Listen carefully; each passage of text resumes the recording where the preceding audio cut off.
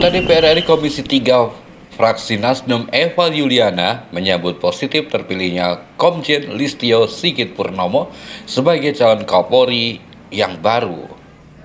Eva menilai dengan slogannya Presisi Polri, kemampuan komunikasi dan keterampilan membangun sinergi yang dimiliki Komjen Listio bisa menjadi modal penting bagi Korps Bayangkara menghadapi beragam tantangan keamanan dan ketertiban masyarakat ke depan. Ditemui usai menghadiri konsolidasi Partai Nasdem di Kabupaten Klaten, Eva Yuliana mengungkapkan slogan yang disampaikan saat menjalani fit and proper test di hadapan Komisi 3 DPR RI hendaknya tidak hanya sebagai retorika semata. Lebih dari itu, slogan tersebut harus dijalankan guna menguatkan keberadaan Polri di tengah masyarakat. Saya sebagai anggota dari Komisi 3 yang diberi amanah oleh Partai Nasdem, saya pada kesempatan ini menyampaikan Polri di mata saya setelah Kapolri yang baru ini, Pak Sigit ini, dengan slogan presisinya. Nah, dengan slogan presisinya ini kan ada prediktif di situ. Ada prediktif, kemudian ada juga di dalamnya, nanti sebetulnya kalau saya jabarkan yang harus menjabarkan Polri, tapi intinya adalah Polri ke depan dengan presisi ini sekian langkah lebih maju.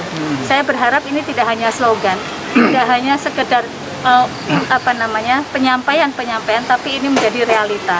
Polisi yang prediktif artinya apa? Artinya berapa langkah ke depan berpikirnya. Polisi yang komunikatif dengan masyarakat, polisi yang humanis, polisi yang melaksanakan restoratif justice yang itu disampaikan oleh Bapak Kapolri pada saat itu calon Kapolri ya, pada saat fit and proper test di Komisi 3. Saya berharap itu semua bisa terrealisasi dengan baik, terutama di Jawa Tengah ini, di dapil saya.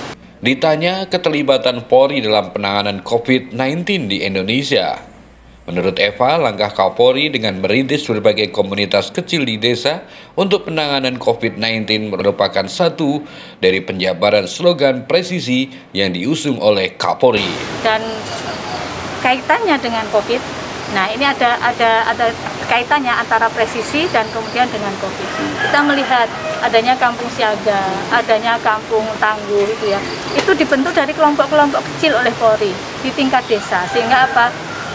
Ini akan terjadi silaturahmi atau solidaritas yang ada dari tingkatan kecil, yakni tidak hanya bisa dengan mudah mendeteksi atau men-tracking penyebaran virus corona ini, namun juga bagaimana melihat potensi-potensi sumber daya manusia yang ada, potensi-potensi sumber daya alam yang ada, yang kemudian bisa ikut meningkatkan bagaimana peningkatan ekonomi di wilayah setempat atau desa setempat dengan kampung tangguh atau kampung siaga. Nah, saya berharap tidak hanya itu berhenti di sini, tapi bagaimana ada terobosan-terobosan yang lain yang akan dilakukan oleh Polri terkait dengan bagaimana mengentasan atau menghadapi COVID atau virus corona.